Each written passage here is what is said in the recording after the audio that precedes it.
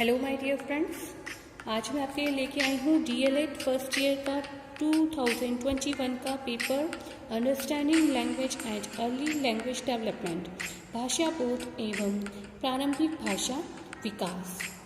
तो चलिए स्टार्ट करते हैं पेपर को। यह सॉल्व पेपर है। भाषा क्या है? तो भाषा है विचारों अभिव्यक्ति का सशक्त माध्यम। सेकंड, वर्णों का समूह को कहते हैं, वर्णों के समूह को कहते हैं वर्णमाला। ये देखिए लिखा है। फिर है भाषा शिक्षण का उद्देश्य है उपरोक्त सभी छात्रों की शब्द भंडार में वृद्धि करना, शुद्ध वाचन की शिक्षा देना, मुहावरे लोकोक्ति का ज्ञान कराना। यह तीनों ही भाषा शिक्षण के उद्देश्य होते हैं, उपरोक्त सभी। फिर है कविता की मुख्य विशेषता होती है, तो इसमें भी उपरोक्त सभी आएगा। सत्यम शिवम सुंदरम भी सही है, अनुभूति की प्रबलता भी सही है, रसानुभूति की प्रबलता भी सही है। और फिर है ये उपरोक्त सभी। और फिर है अच्छे मूल्यांकन की प्रमुख विशेषता है, इसमें भी विश्वसनीयता, विभेदीकारिता, व्यवहार गम्यता, उपरोक्त सभी। तो उपरोक्त सभी जो है वह राइट आंसर है। इसके बाद आपका क्वेश्चन है भाषा और बोली में कोई दो अंतर लिखिए। तो भाषा और बोली में यह दो अंतर लिखे हैं, यह आप देख सकते हैं। और उसके बाद है भाषा अर्जन की कोई दो सिद्धांत लिखिए। तो भाषा अर्जन के सिद्धांत जो हैं वो यहाँ लिखे हैं कि भाषा अर्जन का दो सिद्धांत, प्रयत्न और भूल का सिद्धांत और सूझ का सिद्धांत। यह दोनों सिद्धांत है। यह वाला जो सिद्धांत है ये थॉर्नडाइक ने दिया था।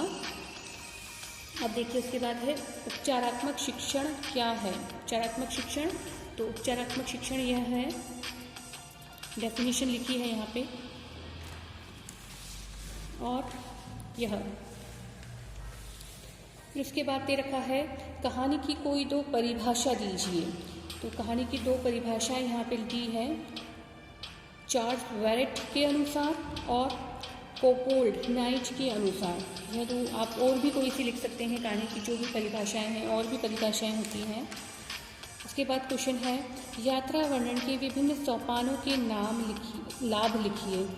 तो इसके जो यात्रा सोपान के लाभ होते हैं वो देखिए आप।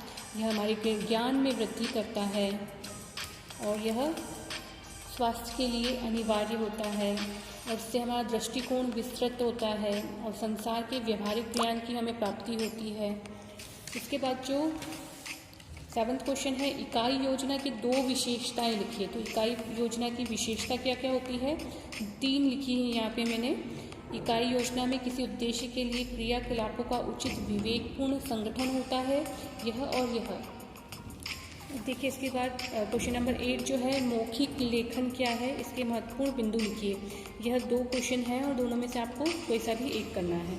तो मौखिक लेखन बताया है यहाँ पे, यह है मौखिक लेखन, और इसमें भारी पक्ष आंतरिक पक्ष होते हैं लेखन के, तो यह मैम ने डिस्क्राइब करके बताया है। उसके बाद प्रश्न नंबर 9 लास्ट है, यह भाषा प्रयोगशाला क्या होती है, इसकी उपयोगिता लिखिए। या फिर पाठ्य पुस्तक को परिभाषित कीजिए तथा इसकी आवश्यकता व महत्व पर प्रकाश डालिए। तो यह वाला क्वेश्चन सॉल्व किया है। यह पाठ्य पुस्तक को परिभाषित कीजिए तथा इसकी आवश्यकता महत्व पर प्रकाश डालिए। यह सबसे पहले पाठ्य पुस्तक का अर्थ लिखना है, इसकी आवश्यकता और फिर इसके महत्व। और बस ये पेपर छोटा सा ही था, यह पेपर यहीं पे समाप्त होता है।